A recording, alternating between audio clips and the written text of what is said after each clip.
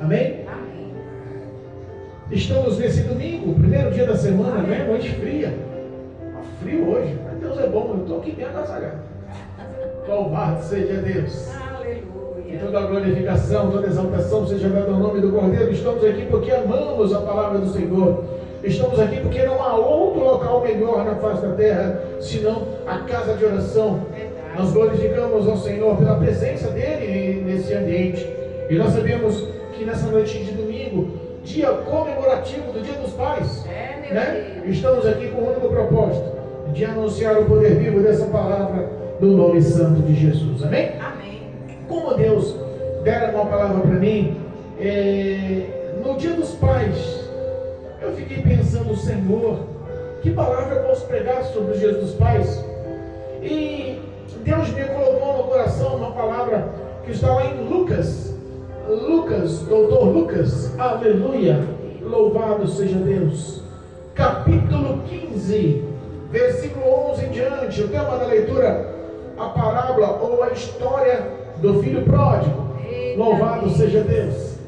Como estamos falando do Dia dos Pais, vamos pensar um pouquinho no sentimento do nosso Pai Celestial. Aleluia. Vamos pensar um pouquinho qual era a ação, as atitudes, as obras do filho pródigo e como estava o sentimento do coração desse pai. Aleluia, louvado seja Deus. Aos que nos acompanham, em nome de Jesus, pega um exemplar bíblico em nome de Jesus para lermos a palavra juntos. Eu sei que Deus é bom, há de falar ao teu coração em nome de Jesus. Amém. Lucas capítulo 15, versículo 11 em diante, a parábola do filho pródigo. Louvado seja Deus. Amém? Amém. Aleluia. Bendito é o nome do Cordeiro. Glorificado. Aleluia. Amém. Amém? Amém. Amém. Diz a palavra de Deus. Versículo 11. E disse: um certo homem tinha 2 filhos. E o mais moço deles disse ao pai: Pai, dá-me a parte da fazenda que me pertence. E ele repartiu por eles a fazenda. E poucos dias depois, o filho mais novo, juntando tudo, partiu para uma terra longínqua e ali desperdiçou a sua fazenda, vivendo dissolutamente. E havendo ele gastado tudo, houve naquela terra uma grande fome e começou a padecer necessidades. E chegou-se a um dos cidadãos daquela terra, o qual o mandou para os seus campos de apacentar porcos. E desejava encher o seu estômago com as bolotas que os porcos comiam, e ninguém lhe dava nada. E caindo em si disse: quantos trabalhadores de meu pai têm abundância de pão, e eu aqui pereço de fome? Levantar-me-ei e irei ter com meu pai, e dir-lhe-ei: Pai, pequei contra os céus e perante ti, e já não sou digno de ser chamado teu filho. Faz-me como um dos teus trabalhadores. E levantando-se foi para o seu pai. E quando ainda estava longe, viu-o o seu pai, e movido de íntima compaixão, e correndo lançou-se-lhe ao pescoço e o beijou. E o filho disse: Pai, pequei contra o céu e perante ti, já não sou digno de ser chamado teu filho. Mas o pai disse aos seus servos: trazei depressa a melhor roupa e vestilho, e põe-lhe o anel na mão e sandálias nos pés. E trazei o bezerro cevado e matai-o, e comamos e alegramos-nos, porque este meu filho estava morto e reviveu, tinha se perdido e foi-se achado. E começaram a alegrar-se. E o seu filho mais velho estava no campo, e quando veio e chegou perto de casa, ouviu a música e as danças, e chamando um dos servos, perguntou o que era aquilo. E ele disse: veio teu irmão e teu pai matou um bezerro cevado, porque o recebeu são e salvo. Mas ele se indignou e não queria entrar. E saindo o pai estava com ele. Mas respondendo ele disse ao pai: eis que te sirvo há tantos anos, sem nunca transgredir o teu mandamento, e nunca me deste um cabrito para alegrar-me com os meus amigos. Vindo, porém, este teu filho, que desperdiçou a tua fazenda com as meretrizes, mataste um bezerro cevado? E ele disse: filho, tu sempre estás comigo, e todas as minhas coisas são tuas. Mas era justo alegrarmos e regozijarmos, porque este teu irmão estava morto e reviveu, tinha-se perdido e foi-se achado. Amém. Amém. Louvado seja Deus. Poderoso. Glorificado e exaltado é o nome do Senhor. Irmãos, lembremos que quem nos conta essa história, quem relata essa parábola, não é outro senão o nosso Senhor e Salvador, o próprio Jesus Cristo. Palavras de contextos tão sábios, que pode nos levar a tantos ensinamentos, que pode gerar em nosso coração temor, ao qual nós podemos analisar o contexto de uma família, de um pai que provavelmente era fazendeiro, era lavrador, cultivador da terra, o pai que tinha 2 filhos. E nós estamos falando de pai hoje, Dia dos Pais. Nós estamos falando de uma família ao qual o pai líder, responsável pela sua família, tinha 2 filhos. Eu fico imaginando quantas famílias hoje que estão sendo regidas, que estão sendo direcionadas e guiadas pelo pai, que o pai se esforça tanto em fazer o melhor, em mostrar o melhor, em direcionar o melhor, em cuidar com o melhor, e os filhos não conseguem mais enxergar valores, os filhos não conseguem mais enxergar bons testemunhos, os filhos não conseguem mais enxergar as boas obras que os pais têm para com os filhos. Nós sabemos que os filhos,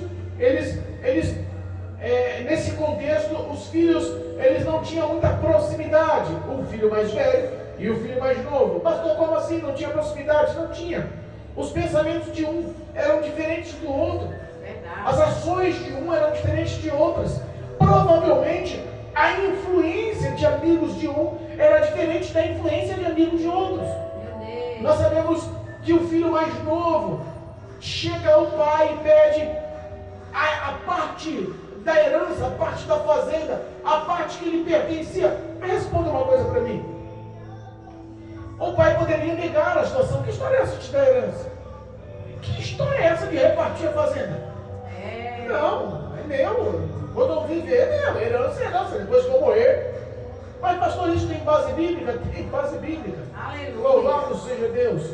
Nós temos um trecho na Bíblia e eu quero compartilhar com os irmãos. Está lá em Hebreus capítulo 9. Louvado e bendito é o nome do Cordeiro vivo. Hebreus capítulo 9, versículo 16, fala justamente sobre os testamentos, sobre a herança, sobre o que os filhos herdam. Diz assim, capítulo 9, versículo 16 de Hebreus: porque onde há testamento, necessário é que intervenha a morte do testador.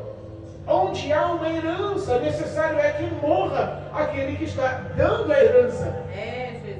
Aquele que vai dar o testamento, necessário que o testador, aquele que está deixando bem, ele morra para que aquilo verdadeiramente ocorra. Ao versículo 17 diz assim, porque um testamento tem força onde houve morte, ou terá ele algum valor enquanto o testador vive?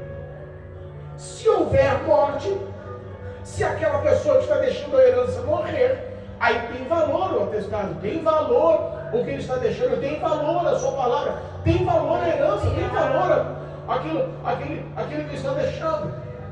Aquela ação é proveitosa. Mas se nós olharmos o contexto espiritual, se nós olharmos o contexto espiritual, nós vemos que tem uma falha nesse contexto. A falha é justamente do filho não dar mais valor ao pai. Porque ninguém pede herança para pai vivo. Se pede herança para pai vivo, é porque na verdade deseja a morte do pai. Não há outra explicação. Amém? Não há outro contexto se não for esse. As pessoas só pedem herança para aqueles que eles já consideram-se mortos. E quantas pessoas não valorizam mais os pais? Quantas pessoas não valorizam mais o teto que têm, os cuidados do pai, o alimento que tem todos os dias à mesa, a cama quente, ou as vestes que lhe cobrem, não valorizam mais as instruções, não valorizam mais tudo que é envolto numa vida saudável dentro do lar. Pessoas pensam que ter casas, pessoas pensam que montar uma casa é a mesma coisa que ter um lar. Existem valores que são depositados, valores que têm base bíblica para que o homem possa ir bem, para que o homem possa caminhar os seus projetos de vida felizes e prósperos. Aleluia. O pai estava ali, orientando no que era certo, mas os olhos do filho já estavam focados em outro caminho. Os olhos dos filhos provavelmente estavam focados em outra direção pela influência de amigos. Ninguém consegue enxergar de uma forma outrora outras coisas mais valorosas, sendo que ele tem o melhor. Tem um ditado no mundo que diz que a grama do vizinho é mais verdinha. Geralmente as pessoas que têm esse campo de visão são pessoas que são egoístas, que não valorizam o que têm. São pessoas que mesmo tendo todo um suporte de vida, não glorificam a Deus, querem cada vez mais, Não há gratidão. O Marcelo tem uma frase que é muito real, que nós temos que levar em consideração nesse contexto. Tudo que é de Deus é bom. E tem pessoas que reclamam de tudo que Deus faz. Então nós entendemos que é uma verdade. Aquele filho não valorizava a casa do pai, não valorizava a vivência com o pai, com o irmão, com tudo que ele prestava, com tudo que ele tinha de suporte. Não havia crédito. Tanto que ele chega no pai e fala: me dá a parte da fazenda. Meu Deus. O pai poderia contextualizar. É a mesma coisa no mundo espiritual. Essa casa não é outra senão a igreja.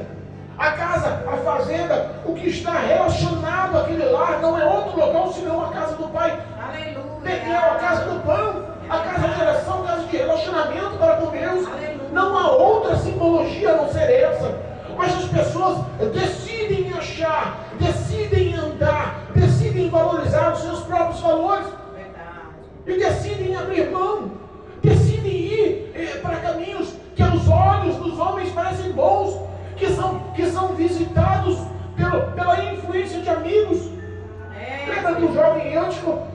Paulo pregando do terceiro andar, Paulo pregando em cima da palavra em um ambiente quente, iluminado com luz, as pessoas anunciando culto de Santa Ceia, prolonga o sermão. O jovem Eutico, em vez de estar ali observando a palavra, ele estava com o olho na pregação e o olho no mundo, o olho na pregação e o olho lá fora. E de repente a Bíblia fala que aquele jovem cai num sono profundo no beiral da janela, no terceiro andar de um prédio.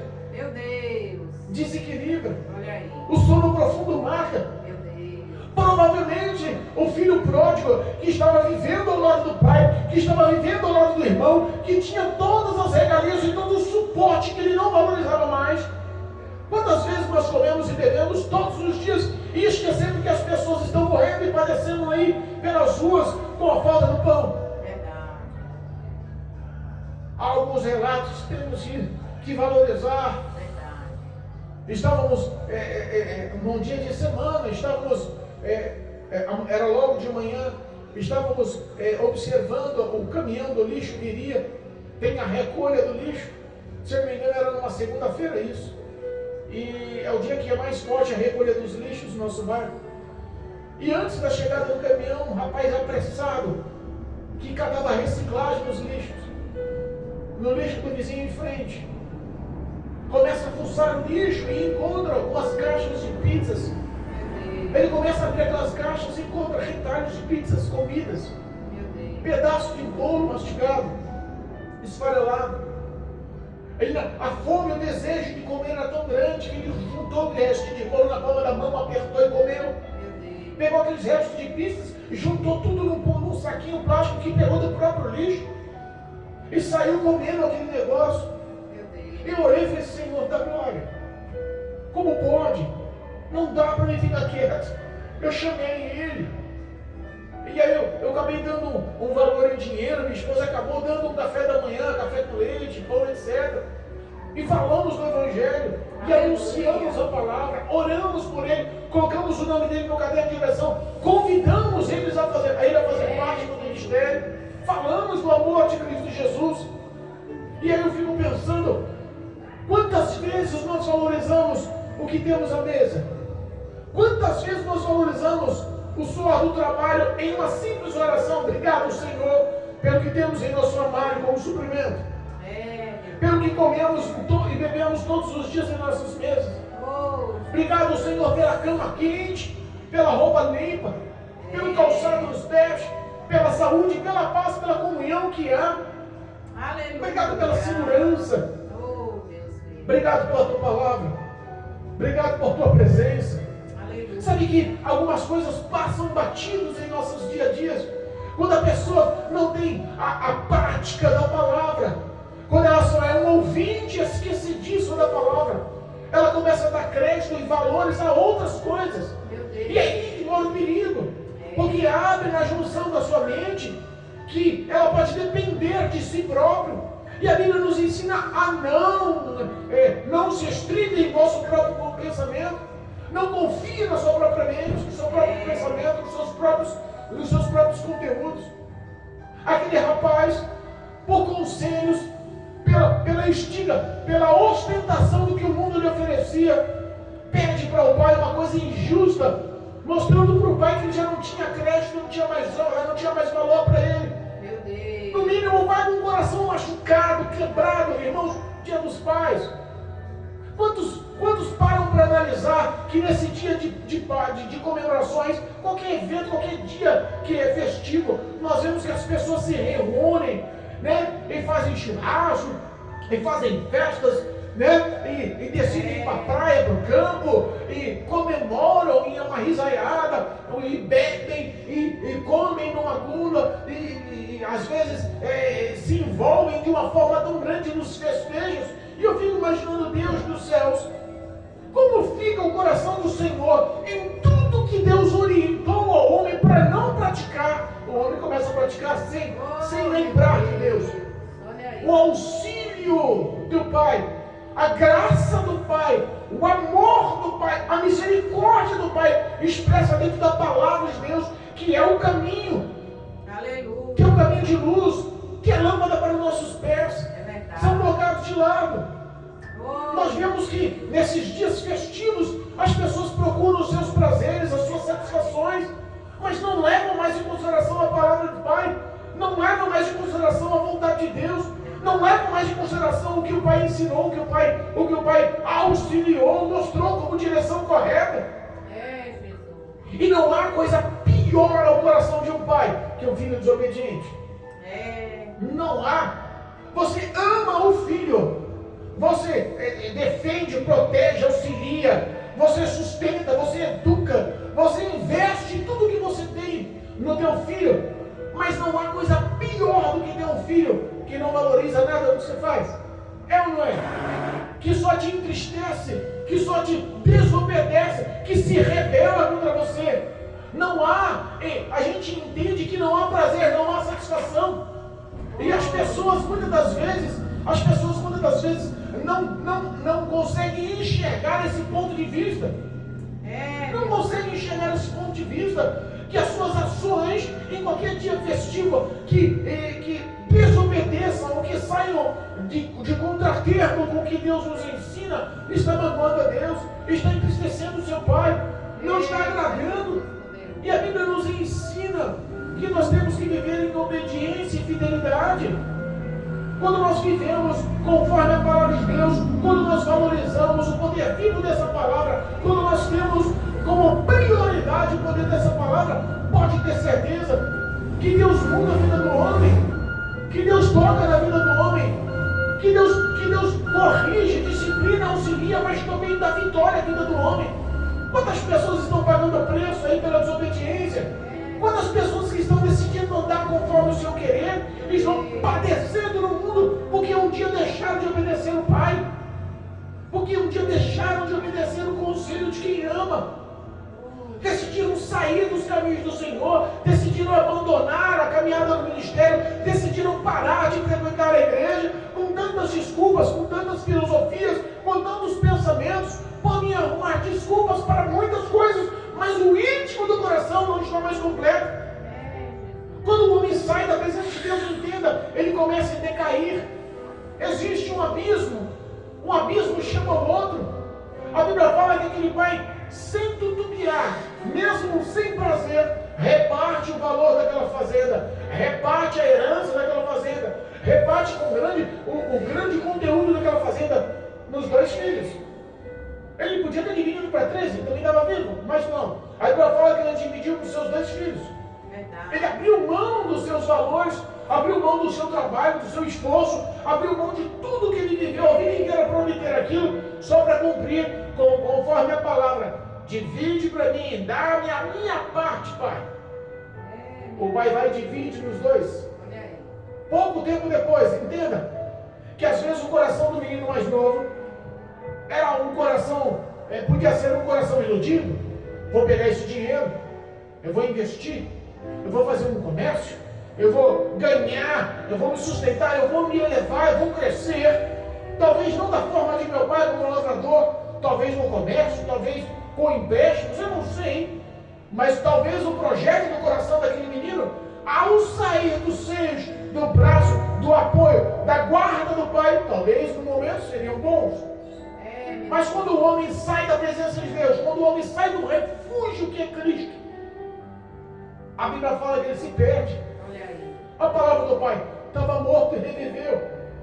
A palavra do pai estava perdido e foi encontrado. É verdade. A gente se perde. Aleluia. E quando o homem perde a orientação de Deus, a Bíblia fala que Deus é luz e nele não há vestígios de trevas. Mas quando o homem sai da luz e começa a percorrer no caminho das trevas, ele começa a ser auxiliado pelas trevas, Meu Deus. direcionado pelas trevas. E quem é que governa as trevas? Efésios capítulo 2, versículo 2. Olha aí. Fala que os homens no outro tempo éramos guiados pelos espíritos deste século, que governam neste século. Quem são espíritos que governam nesse século? Demônios. Meu Que Deus. direcionam o homem a fazer os desejos da sua carne conforme os seus próprios pensamentos e geram no coração do homem desobediência e ira. Aquele menino novo, imaturo, sem responsabilidade. Aquele menino que talvez estava cheio de sonhos quando viu o banquete que o mundo ofereceu.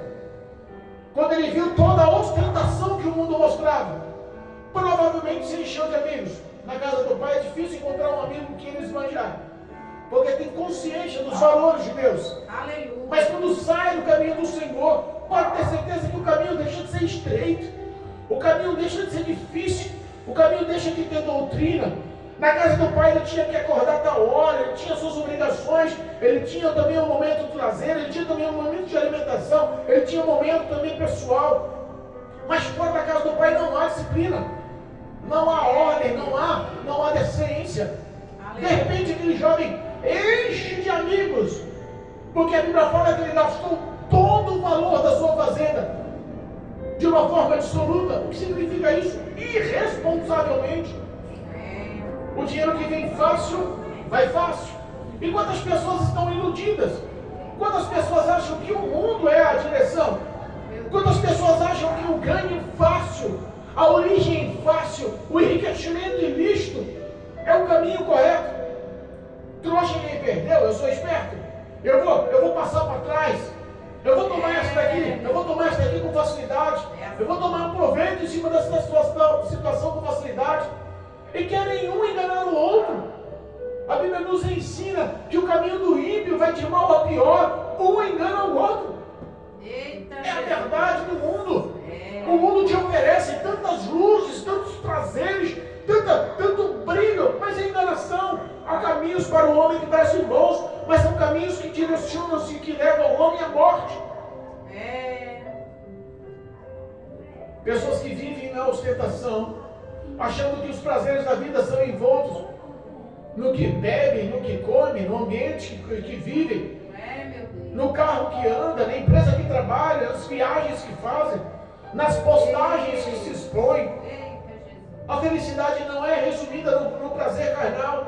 A realidade não é resumida nas suas conquistas materiais. Existem outros valores, e esses valores vêm de berço. Esses valores vêm da graça do Pai, da direção da palavra de Deus. Aquele menino, olha só, a Bíblia fala que coincidentemente sobreveio uma grande fome depois que aquele menino perde dinheiro. Você acha que foi coincidência? Não. Você acha que depois que aquele menino gasta tudo que tem, gasta a herança do pai, em desobediência a tudo que ele tinha dentro da casa, desvalorizando a presença do pai, você acha que depois que ele expõe, que ele gasta, que ele vive uma vida errônea, que o dinheiro se finda, que os amigos se acabam, que o apoio, que o suporte do dinheiro acaba? Você acha que o enviar de fome àquela terra foi por coincidência? Não é por coincidência. Entenda uma coisa: o pai em momento nenhum saiu da fazenda, saiu da sua casa e falou assim: eu vou buscar meu filho lá no mundo, eu vou trazer ele porque ele deve estar sofrendo no mundo. Pelo tempo que já passou, ele já gastou dinheiro, deve estar padecendo. Pelo tempo que já passou, ele já deve estar sendo humilhado, ele já deve estar padecendo de fome. Pelo tempo que já passou, ele está sozinho, não há mais amigos. O pai maduro conhece a história do mundo, conhece a história do que o mundo oferece, conhece a história da ostentação que ele expõe. Mas o pai decidiu ficar em casa, aguardando a vinda do filho. Aleluia. Não há outro caminho. Eita, Jesus. Repara que o diabo roubou tudo que ele tinha. Meu Deus. Repara que o diabo levou tudo que aquele rapaz tinha. Meu Deus. Prometeu prazeres e levou a destruição. Prometeu amizades e deu solidão. Prometeu recursos e deu falência. Repara que toda a história daquele filho, acompanhada no íntimo dos sentimentos, no dia a dia dos seus prazeres, foram se definhando. Meu Deus. Cada vez que ele pagava, acabava. Cada vez que ele põe a mão no bolso, acabava. Cada tapinha nas costas, cada bebida que ele tomava, cada mulher que ele se deitava, cada roupa comprada. Meu Deus. Tudo que ele estava praticando, na verdade, estava corroborando contra a vida dele, Meu Deus. contra o relacionamento dele, Meu contra a intimidade dele. Ele achava que tinha amigos, ele achava que tinha suporte, ele achava que tinha futuro. Mas quando o dinheiro acabou, Deus decide agir. Porque enquanto o homem tem recursos, enquanto o homem pode bater no peito e falar: eu tenho saída, enquanto o homem acha que a situação pode ser resolvida com dinheiro, com a tua sabedoria, com a força do seu braço, e não prioriza clamar ao Senhor, e não lembra do Pai, Deus não se manifesta.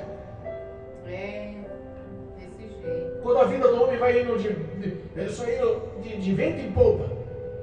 Mas aquele rapaz, tudo que põe a mão cresce, tudo que põe a mão prospera, tudo que inicia dá certo, tudo que ele começa ele enriquece.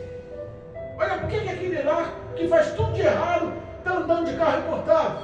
Por que aquela lá que vive uma vida promíscua, desobediência, vive uma vida de erro, tudo que ela faz dá certo? Por que a história da gente é tão suada, difícil, tão sofrida para conquistas? Porque nós valorizamos o que aprendemos e o caminho continua estreito para nós. Aleluia. Lembra do caminho estreito, do caminho largo? Quem disse foi Jesus. Verdade. O caminho largo, muitos encontram esse caminho largo. Meu Deus. Muitos entram nesse caminho largo. Muitos andam nesse caminho largo. E não é porque todo mundo faz que continua sendo um caminho que conduz à vitória, a prazeres, a conquistas. Não é. Não importa se todo mundo faz o que é errado, continua sendo errado. Jesus. Os olhos do Pai acompanham a nossa conduta. Os olhos do Pai acompanham nossos pensamentos e sentimentos. Aleluia. E Ele conhece que enquanto nós tivermos força, enquanto nós tivermos raciocínio, enquanto nós tivermos toda uma estrutura, um suporte financeiro, um suporte emocional, todas as vezes que nós vemos que a nossa carne está ainda no comando, Deus fica quieto, espera a situação acontecer. Eita, Jesus. Quando a doença chega, e o médico fala, porque às vezes até na doença eles decidem recorrer 100% aos médicos, valorizar o diagnóstico, valorizar o resultado do exame e esperar no medicamento a reação. Meu Deus. Sabe que quando a solidão, a separação, quando os vícios chegam, quando a vida do homem começa a afundar, que ele perde o controle, que não há mais saída, que o dinheiro não consegue mais comprar. Sabe que a amizade que estava do lado, batendo no peito, dizendo: não, mas esse cara aqui é truta, é parceiro. Eu estou com ele porque der e vier. E quando o bolso está cheio, ele está cheio de mulheres, está cheio de amigos. Sabe que quando você chega à falência, que você chega no fundo do poço, que ninguém mais olha para sua cara, que ninguém te ignora, que ninguém mais põe a mão no bolso e fala, rapaz, você me pagou tanto no passado, hoje eu vou te dar um apoio, que você está quebrado, eu vou te ajudar no suporte financeiro, vamos ali, você vai morar comigo, né? Vou te ajudar nas festas, você vai comer na minha mesa, vamos arrumar um bom emprego para você. Sabe, você me ajudou no passado, hoje eu estou aqui para retribuir. Não tem isso no mundo. Por que não tem isso no mundo? Porque o mundo é guiado e regido por demônios. E entenda, não há compaixão e misericórdia no homem que é regido por demônios. Meu Deus. Não há compaixão e misericórdia, não há nenhuma ação de benevolência. É verdade. Chega para os viciados na esquina dos tráficos. Chega para aqueles que estão adoecidos, algemados, dependentes das drogas. Chega para eles e fala, vai lá e fala para o traficante que te vende a droga, para te pagar uma clínica de intoxicação. Vai lá e fala para ele, o meu armário está vazio, eu estou drogado, não arrumo emprego, me compra uma cesta básica. Chega para aquele amigo de boteco, que te influencia a pagar uma bebida, que todos os dias te chama para o meio da bagunça. Quando você adoecer com cirrose e tiver no leito do hospital entre a vida e a morte, vê se um amigo que bebia com você cachaça no boteco, vai lá te comprar pelo menos um pacote de bolacha traquinas. As pessoas esquecem de você. Esquecem do teu trajetório. Porque no mundo não há misericórdia, entenda isso. Não há compaixão. Mas a Bíblia fala que com grande amor, com grandíssimo amor, Deus nos alcançou por intermédio de Jesus Cristo. Deus nos alcançou por intermédio do teu único Filho. Ele decidiu unir Deus novamente ao homem através do teu sacrifício na cruz do Calvário. Repara que aquele rapaz com fome, ninguém lhe dava nada. O mundo te oferece, mas não quer te dar nada. O mundo faz um monte de propaganda, mas não abre a mão de nada para te ajudar. Aquele rapaz desempregado, no mínimo perdeu a sua moradia. Tempos passaram, meses passaram, anos passaram. Uma hora findou o dinheiro, uma hora acabou o recurso, uma hora acabou os amigos, uma hora acabou o suporte. Vou ter que trabalhar. As portas do desemprego fechadas. Não arrumo nada nem para comer. Perdi a moradia. Virei um andarilho. Quantas pessoas nós vemos debaixo dos viadutos? Quantas pessoas nós vemos dormindo embaixo de todos? Quantas pessoas nós vemos dormindo em praças? Quantas pessoas nós vemos pedindo para o que comer e o que beber? Hoje até a água é difícil. As pessoas hoje estão negando até um copo d'água. Quantas pessoas estão padecendo? E vai conversar com a grande maioria dessas pessoas. Não, minha mãe é crente. Não, eu fui criado na igreja. Não, eu cantava na igreja. Não, eu já preguei a palavra. Eu tenho uma Bíblia de cor. Não, um dia eu estava... Se afastou dos caminhos. Estão padecendo como filho pródigo. Mas o contexto aqui é o sentimento do pai. Nós sabemos as ações más do filho. Nós vemos as irresponsabilidades do filho. Nós vemos as irregularidades, as falhas do filho. Mas em todo o contexto, no mundo espiritual, eu fico imaginando Deus do terceiro céu, sentado em teu trono de glória, acompanhando passo a passo. Como assim passo a passo, pastor? Ele é onipresente. Está em todos os lugares ao mesmo tempo.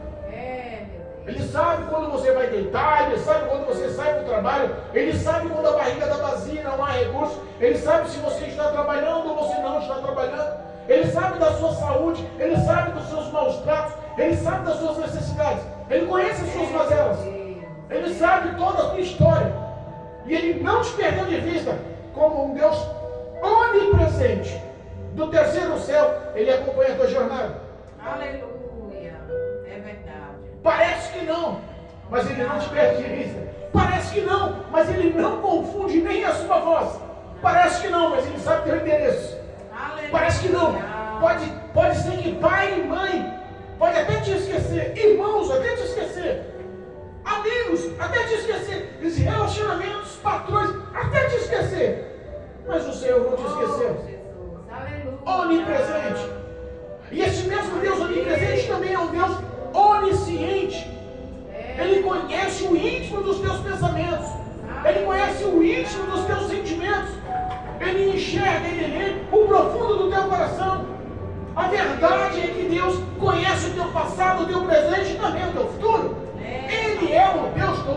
o Deus de todo saber. Aleluia.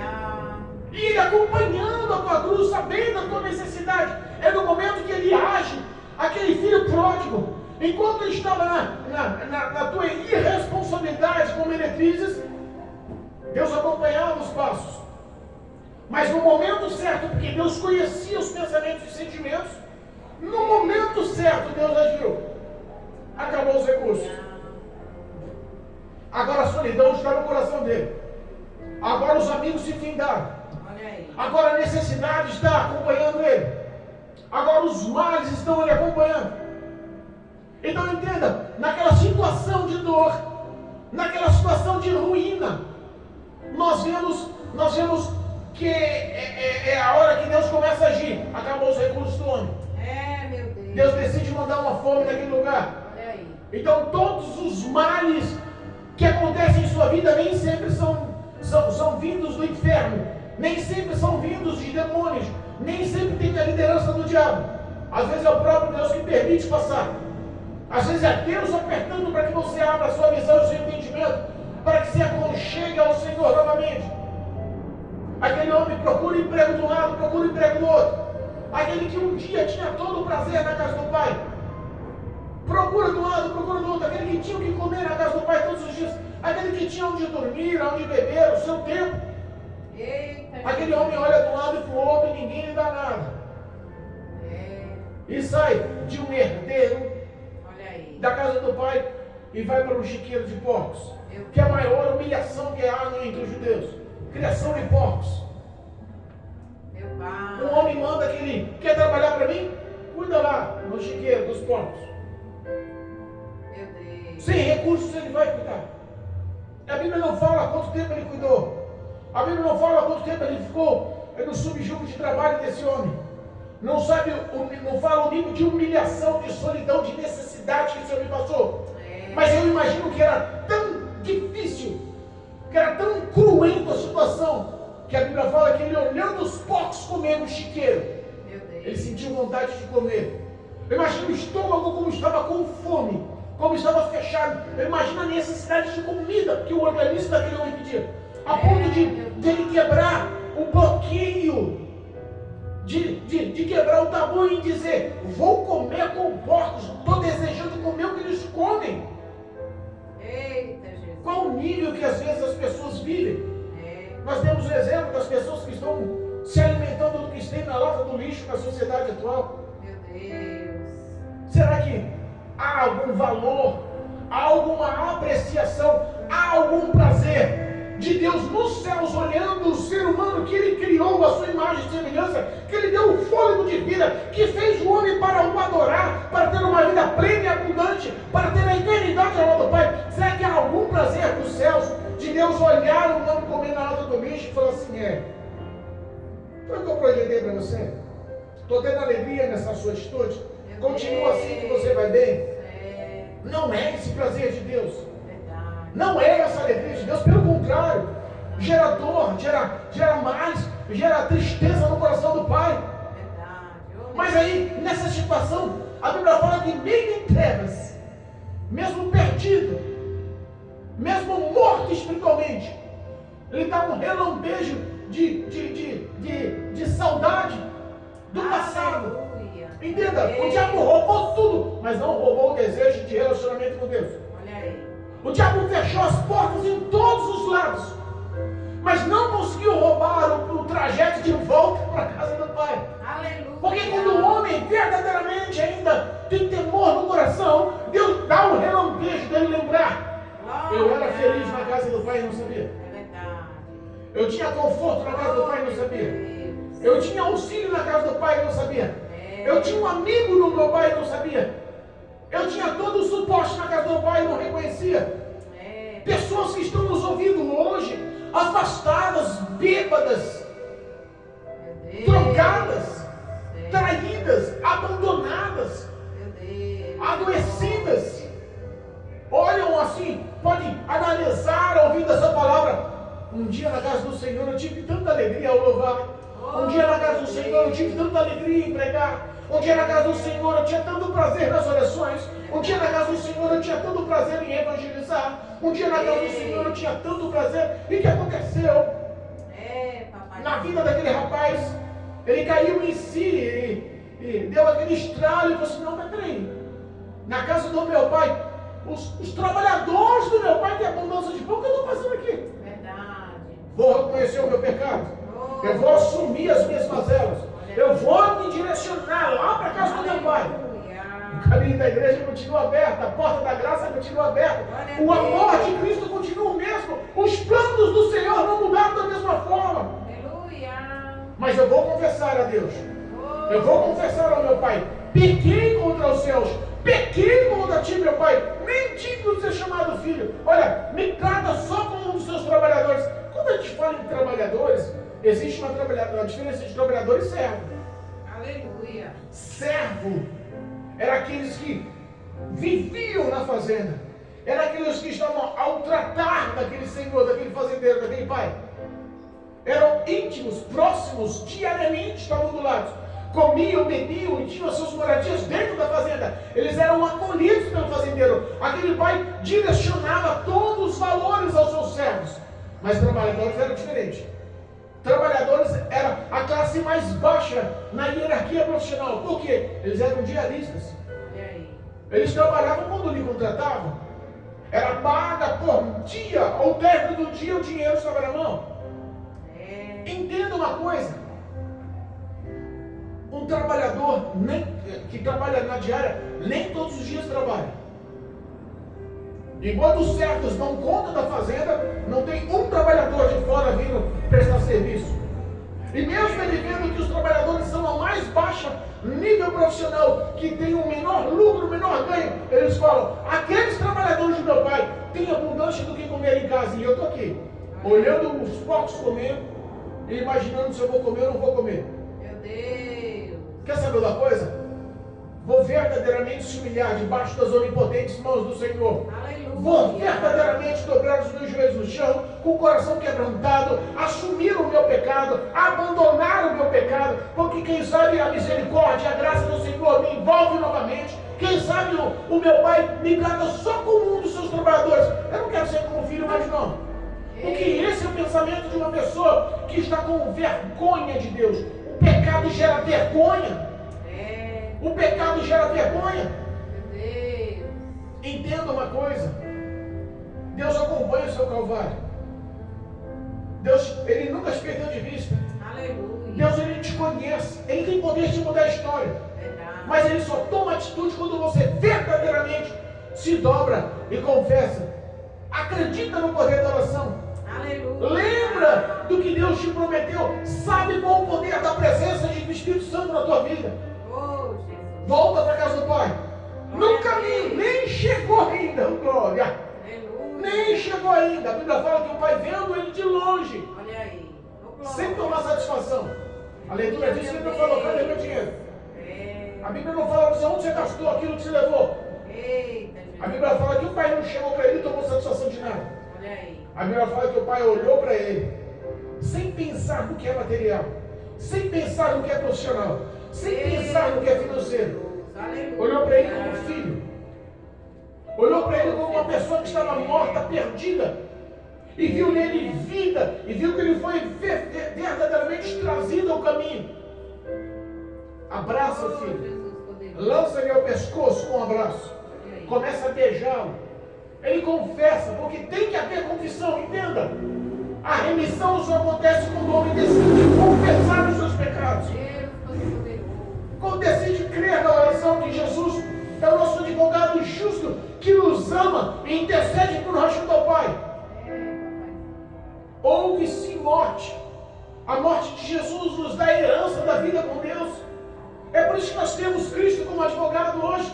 É por isso que os nossos pecados são apagados pelo sangue de Jesus na cruz do Calvário. Aleluia. É por isso que a nossa história, sim, pode ser mudada, porque ainda há uma ação de graça, aonde abundou o pecado, superabunda a graça de Deus em nossas vidas. Glória a Deus. O Pai dá ordem na hora para os trabalhadores diaristas, não, para os servos. Olha Para quem aí. tem intimidade, para quem está na casa, para o servo que está na casa, dá ordem para eles, olha, vai lá e pega o seu melhor vestido, melhor veste, as melhores roupas. Tira essa roupa manchada, a roupa de chiqueiro, roupa de barro, põe roupa nele limpa. Aleluia. O pecado foi limpo, foi limpado, foi ultrajado, aquela roupa que mostrava o passado de pecado. Ele colocou roupas novas.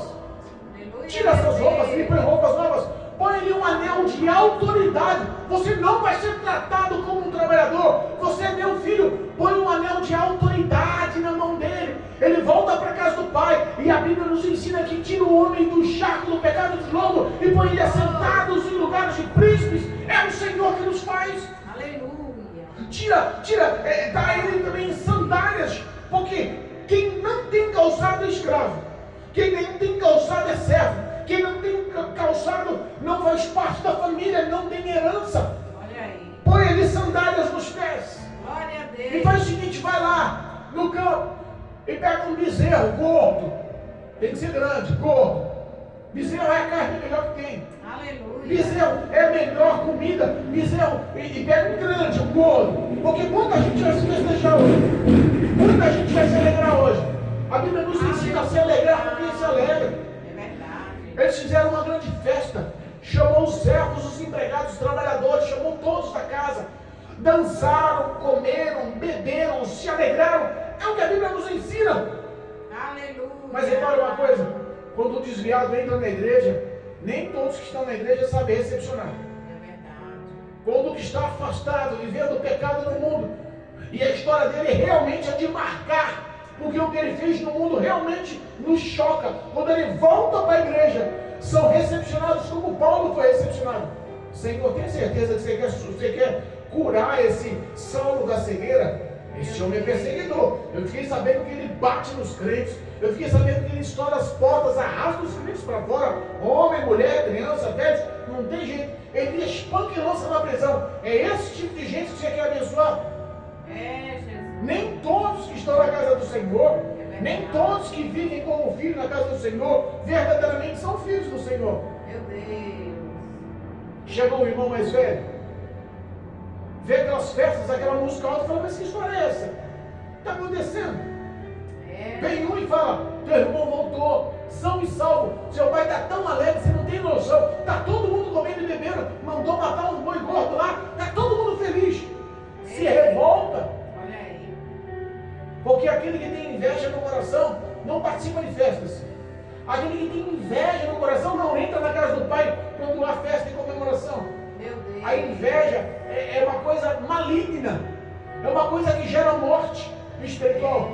A inveja é uma coisa realmente que nasceu, que teve origem no diabo. Meu Deus. O pai sai para fora e começa a conversar com o filho. Filho, era necessário. O seu irmão estava perdido. Estava morto. Não, pai. A vida inteira eu trabalho para o Senhor. A vida inteira nunca transgredi nenhuma das suas palavras. Nunca me deu nem um cabritinho para matar, para me comer com os meus amigos. Agora vem esse aí que torrou todo o seu dinheiro da fazenda. Meu Deus. Com meretrizes. O que ele especifica? Eu sou melhor do que ele. Ele está vindo de fora. Eu estou aqui dentro. O senhor não me valoriza. Vai valorizar outros? É a verdade de muitos que estão na igreja.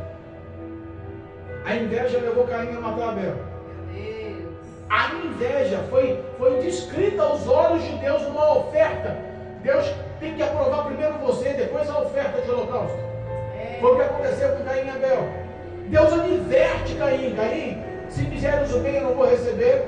Agora, se não fizeram o bem, continuar praticando o mal, olha só, o pecado já está na tua porta, ele vai te controlar. Você vai depender dele. Essa história acontece nos dias atuais. A recepção muitas das vezes não é a mesma, mas o amor do pai continua para os dois. Mas o problema no fim dessa história é que o pai expõe para o filho mais velho. Ele estava morto, reviveu. Ele estava no mundo, afastado, perdido no pecado, morto espiritualmente. E Jesus o encontrou de longe, trouxe ele mesmo morto, ele deu vida nessa noite. Como você não vai se alegrar com a salvação? Como você não vai se alegrar com a restituição? Como você não vai se alegrar? Ele estava caído, Deus colocou em pé, lhe deu nova vida, lhe deu uma nova história, lhe deu um novo futuro, lhe deu perspectiva, sonhos. Lembra de José? Pela inveja dos irmãos, vendido, virou escravo, prisioneiro, e Deus honrou. Mas olha, lembra de um detalhe: Deus a história de José. Ele virou governador do Egito. Os seus familiares vieram de Canaã. 72 pessoas vieram como convidados ao Egito para viver o melhor do Egito, porque Deus honra. Mas o passado tempo troca o faraó. 400 anos depois, já esqueceram tudo da história de José, todos os bens feitos, e aqueles que foram convidados do povo de Israel para vir morar na terra do Egito, hoje se tornaram escravos. Eita, Jesus. Quando o homem esquece dos caminhos, dos valores, dos ensinamentos, de tudo que Deus fez em sua vida, volta no passado, aquele que o diabo convida, pode ter certeza que no mundo se torna escravo. Meu Deus. Mas quando Deus levanta o resgatador, Moisés, faz daqueles escravos voltar à casa do Pai, voltar aos braços do Pai. Meu Deus. Hoje a decisão é nossa, de sermos luz em meio às trevas, de buscar os que estão em trevas. Hoje a decisão é nossa de representar esse Evangelho, Aleluia. e levar as boas novas da palavra do Senhor, levar cura aos enfermos, libertação aos cativos. Hoje a decisão é nossa de andarmos com perfeição na presença de Deus, de buscar a santidade na presença de Deus. Aleluia. Hoje a decisão é nossa de vivermos a paz para com todos, de termos o Espírito Santo como nosso guia, de termos os passos de Cristo Jesus como exemplo de vida. Hoje a decisão é nossa, porque nós estamos aqui com o único propósito de saber o que o Pai vai pensar de nós no dia do juízo final, Eita, meu Deus. no dia do acerto de contas. O filho mais velho provavelmente se enquadra nas 10 virgens, nas 5 loucas, Olha aí. que foram convidadas, faziam parte da família, eram tidas como santas, mas não tinha mais luz, não tinha mais azeite de reserva. No momento das bodas, o noivo fecha a porta: eu não te conheço não, aqui você não vai entrar não. Que nós possamos verdadeiramente ter em nosso coração esse temor, ter em nosso coração esses valores de obediência e saber se as nossas ações estão agradando o nosso Pai no céu ou não. Aleluia. Dia dos Pais. Dia dos Pais. Será que o nosso testemunho alegra ao Senhor? Faz a alegria do Senhor se tornar a nossa força? Oh, Deus poderoso. Que Deus possa tocar nos vossos corações. Nos ajuda, Senhor. Que o Espírito Santo possa lhe acrescentar fé. Aleluia. E que a graça do Senhor te acompanhe. Que possamos verdadeiramente se alimentar dessas palavras e que essas palavras possam mudar as nossas vidas. Aleluia. O contexto não é meu, quem fala é o pastor Assis, mas a palavra ela tem direção do Espírito Santo para trabalhar no teu coração. Aleluia. Pode mudar a sua história. É verdade. Pode tirar essa inveja, esse rancor, essa mágoa, essa falta de perdão. Eu não sei como está o seu coração, mas eu sei que você precisa hoje de Cristo Jesus para mudar o seu contexto de história. Aleluia. Em nome de Jesus. Em nome de Jesus. Amém. Louvado Glória a seja Deus. Deus.